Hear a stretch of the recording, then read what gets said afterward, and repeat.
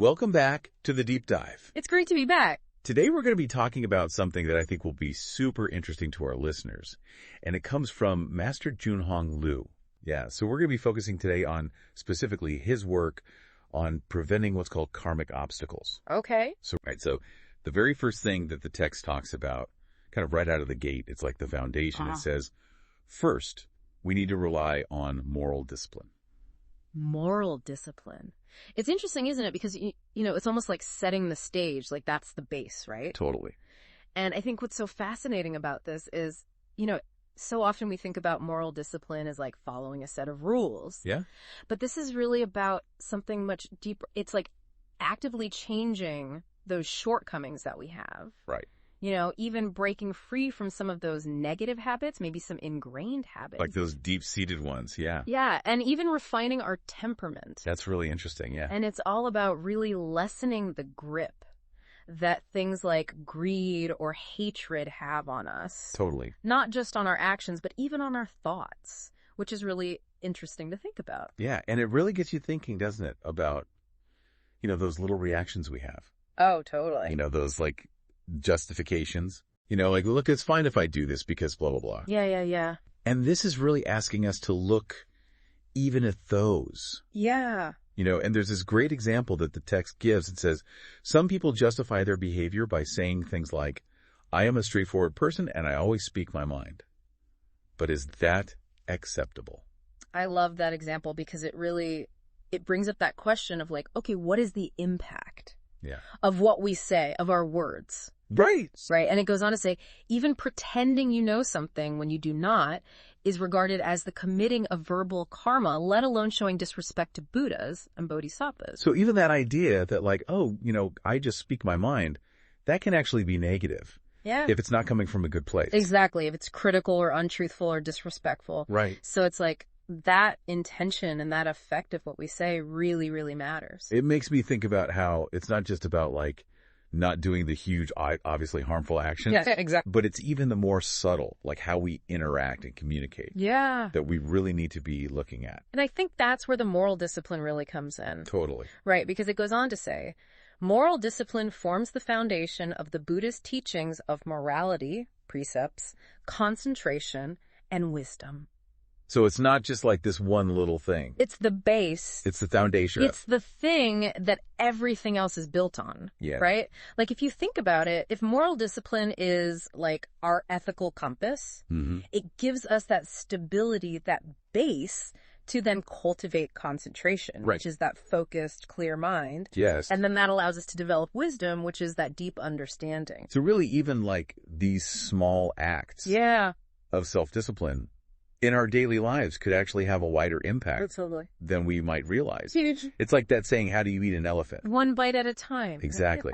And so I think that's really important to remember. I think so too. Because if we can like be more mindful of, say, our screen time or stick to a commitment we make, could that actually help us focus better at work? For sure. Or make more thoughtful decisions? Absolutely. Yeah, and I think that's such a key insight that we can take away from this. I think so too. Because it's like those small acts of self-control. Yeah. They're not just isolated. Yeah. Like they actually are training. It's like building that muscle. Exactly. Right, that mental muscle. And so by practicing that discipline in one area, it's like we're training our minds. Yeah. To be more focused, less impulsive. Yeah. And that can actually translate to other areas of our life. Yeah. I love that. So good. Okay, let's take a quick pause here. When we come back, we'll be exploring how to tackle those selfish thoughts in the moment.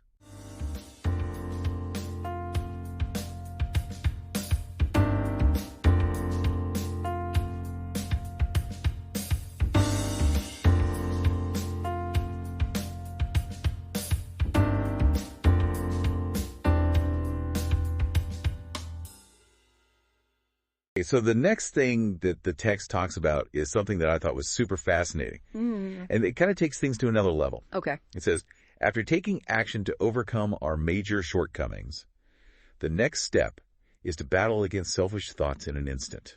Oh, wow. Okay, so that sounds intense. Yeah, this is like a real inner workout. Right. It's like, okay, we've got to, it's like that direct, immediate engagement with what's going on inside. Yes. Right. It's like building that awareness so that you can actually recognize Yes. the negative intentions, those unwholesome thoughts. Yes. Like the moment they arise. In the moment, yeah. And stop them from like gaining momentum. Like almost before you even realize it on a conscious level. Yes. Right? It's like that subconscious level. And you stop them from turning into actions. Which I think is so interesting because it's not just about avoiding the behavior. Yeah. It's about intercepting Totally. the impulse itself. The impulse, yeah, that's a huge step up, I feel like, in the practice. Yeah, like significant. Yeah. And the text really emphasizes this as how we prevent those karmic obstacles Yeah. from even taking root, it says.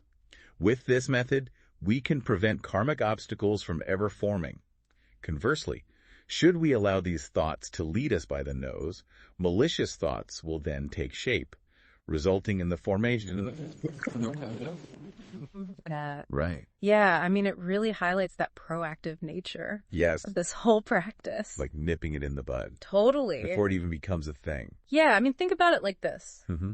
We can put on this good face for the world, Totally. right? Yep. We can be doing all the right things, saying all the right things. Right.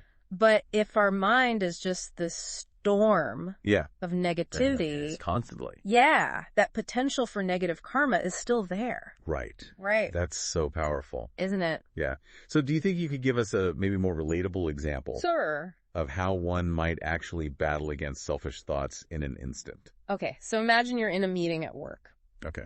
and a colleague shares this great idea, Okay. but immediately you're like, I don't like it. Right. Because it wasn't my idea. I've been there. Right. That flash of defensiveness or envy, that's that selfish thought. Okay. Right. Yeah. But battling it instantly would be recognizing, oh, there's that feeling. Without judgment. Without judgment, and then consciously shifting your focus Yeah. to the idea itself. The merits of it. Yeah, and not letting that selfish reaction kind of color your perception. Totally. Because that's when we can start, making negative comments or undermining. Undermining. Yeah. So it's about creating that pause, Yes. that moment of awareness Before it takes over. before we just react Yeah. and let the initial thought kind of dictate everything. That is so helpful. I hope so. I really appreciate that example. You got it. Okay, so then the text moves on to talking about facing an even greater demon within us, our inner demon. Ooh. Okay, that sounds a little scary. A little intense. Yeah. Yeah. So what does that actually mean, this inner demon? So the way that it's described in the text is like this accumulation of all our past karmic obstacles. Okay. It's like this self-perpetuating cycle, Oh, wow. right? Where the past negativity is fueling our present negative tendencies. Okay. But it's important to understand this is like for someone who is really, really deep in spiritual cultivation. Okay, this is like advanced level. Yeah, like they're already on that path, and it requires a lot of insight to actually see through these patterns and then to achieve that enlightenment. So this is about, would you say it's like recognizing those deeply rooted negative scripts Total. that kind of play out within us Yeah, often unconsciously. without us realizing. Yeah, without us even realizing it. And I love how it talks about them, this idea of seeing through the nature of things. It even says, straight up, needless to say, seeing through the nature of things is not simple. Definitely not simple. Yeah, like we're getting into some deep territory It's deep stuff. about how we see reality. And it talks about cultivating wisdom, Yeah. which it says includes things like non-attachment. Right, like not clinging to things. Oh, ourselves, external things. Not being so attached to how things appear. Yeah, like letting go of that. Yeah. And seeing that interconnectedness Yes. of all being. The equality of all beings. That's profound. Right. Okay, so there's this really vivid illustration that the text gives, and I kind of want to read it because it's just like, it's so striking. Okay. It says, however, we cannot simply resolve our problems through learning theory. To illustrate, when one sees a beautiful young lady, an ordinary person will admire her superficial beauty and outward appearance. However, for one with a certain level of spiritual practice, they would see this physical body as a sack of skin. In other words, there is no attachment or grasping to forms. This is what wisdom is all about. Okay, that's a pretty strong image. Right, like a sack of skin. Yeah. It's not sugarcoating it. It's really not. I think the point here is not to become like, oh, I can't appreciate beauty anymore Yes. in a conventional sense. Right. But it's about understanding that deeper, impermanent nature of what we're seeing. Of the physical form. Yeah. Yeah, and I think that's so key because if we can see beyond that surface, Yeah. then we don't get so attached Exactly. to those fleeting appearances. Which is huge. Which, let's be honest, are a source of a lot of our disappointment. Yeah. Because they're constantly changing. They are. We're like, Yeah. "Ooh, I want to stay this way." All right, but that's not how life works. And then we suffer. Yeah, So I think that's so key. it is. So how does this idea of non-attachment to form relate to, like, our everyday desires? Mm-hmm. Because we get attached to so many things. Oh, yeah. Like possessions, Mm-hmm. our relationships, Absolutely. certain outcomes in our lives. Yeah, that's the crux of it, right? Yeah. Because attachment in this framework is seen as the root of suffering,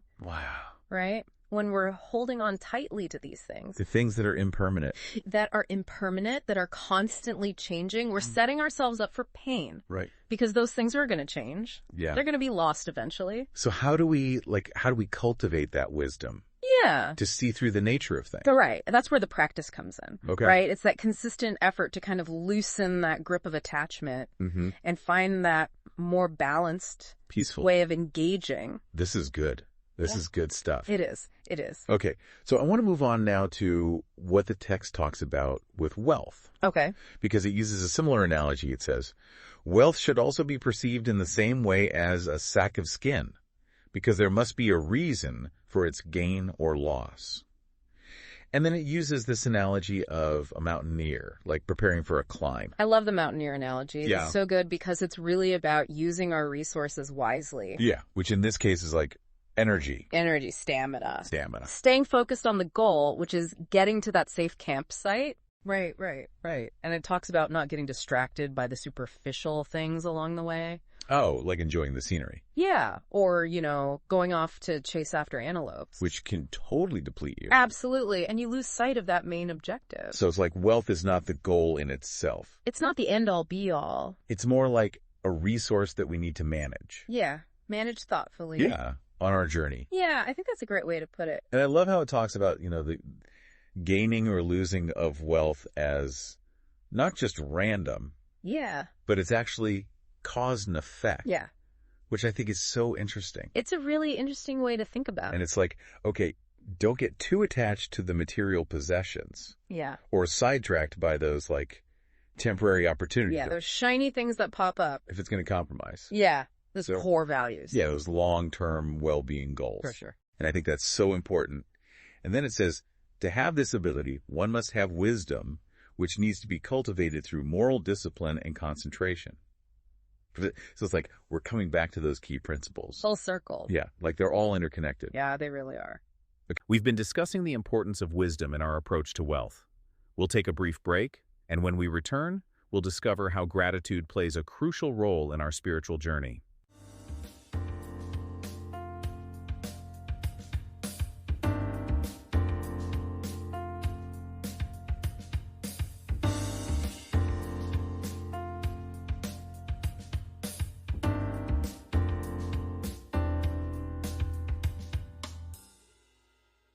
Okay, so the text then talks about the second tool to prevent karmic obstacles from forming. And this is the cultivation of gratitude. Gratitude. I love it. Yeah, it's more than just a feeling. Oh, it's so much more than just a feeling. It's like an active practice. And the text actually links humanity's throng of desires, 7 emotions, and 6 sensory pleasures to the formation of karmic obstacles. Right. So all those desires, those pleasures, that's what leads to those obstacles. Yeah. And gratitude is like that antidote. So it's like gratitude serves as the direct counter to those desires. Yeah, that's the idea. It says that gratitude is the only emotional response that is able to prevent the formation of karmic obstacles. And it also calls gratitude an effective weapon against greed, hatred, and ignorance. Right, like those are the roots of negative karma. Totally. So cultivating a sense of gratitude can actually interrupt Yeah. that cycle. That's what it's saying. Wow, that's so cool. Well, I think it's pretty cool too. Okay, so for all of us listening, how do we actually cultivate Yeah. this sense of gratitude? Well, I think it starts with intention, Okay. right? Like we have to be deliberate about it. So it's not just like, oh yeah, I'm grateful for this thing and then move on. Yeah, we gotta sit with it. We have to sit with it. So like actually set aside some time each day Okay. to actively reflect on the things that you're grateful for. Could be anything. It could be anything. It could be a sunny day. It could be, that you have a supportive friend. Your health. Yeah, a moment of peace. Yeah. And you can even consider keeping a gratitude journal. Oh, yeah. To kind of make this a regular practice. I've heard of that. Yeah, it's really helpful. And when someone does something kind for you, really take that moment. Yeah. To acknowledge. Appreciate their effort. And even in those tough situations, right? Yeah, when it's really hard. Try to find that silver lining. Yeah, find that lesson. Or a lesson. What can you be grateful for? Exactly. Even in this hard situation. And those small but consistent shifts, they really make a difference. That's so powerful. Right. So we covered a lot today. It's been a really fascinating exploration. It has. Of Master Lu's teachings on preventing karmic obstacles. So many great insights. Yeah, and it's so fascinating to see how all of these principles kind of build on each other. Yeah. From that foundation of moral discipline to that more advanced practice of battling those thoughts. Yeah. And then cultivating wisdom through non-attachment. Even towards things like wealth. Yeah, and then that culminating in the power of gratitude. So good. Yeah, so much to think about. Absolutely. And I hope this has been helpful. Me too. So for those of you listening who are interested in delving deeper into these teachings or may have further questions, please do check the show notes for any available resources or contact information. Yeah. And we also invite you to email us with any topics. Yeah, we love to hear from you. That you'd be interested in us exploring in future deep dives. Absolutely. And because your feedback really helps us tailor these discussions to what resonates most with you. For sure. So as you go about your week ahead, I want to leave you with a thought.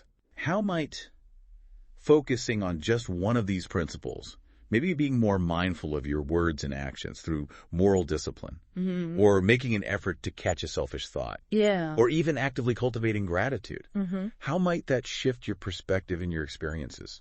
Such a good question. It's in that practical application. Yes. That the true value unfolds. I love that. Thanks for joining us.